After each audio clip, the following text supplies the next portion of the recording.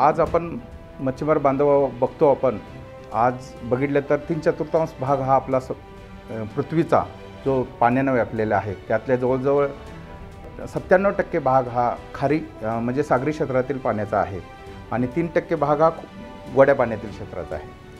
म्हणजे 97% पाण्याच्या क्षेत्रातील जीवसृष्टी जी आहे, आजच्या घडीला जीवसृष्टीचं जसं जंगलाचं वनव्यवस्थापन केलं जातं, त्याच धर्तीवर आपल्याला आपल्या आयुक्त महोदयांच्या संकल्पनेतून माशांच्या किंवा सागरातल्या जलसृष्टीचं व्यवस्थापन कशाप्रकारे चांगल्या प्रकारे करू शकतो, ही एक संकल्पना माननीय आयुक्त महोदयांच्या विचारातून पुढं आलेली आहे. आणि ही संकल्पना आपल्याला सर्व आपल्या सहकार्यातून आपल्याला ती यशस्वी करायची आहे. तर या कार्यक्रमासाठी माननीय आयुक्त महोदयांची जी संकल्पना आहे, ती संकल्पना आपण यशस्वी करण्यासाठी प्रयत्न करू.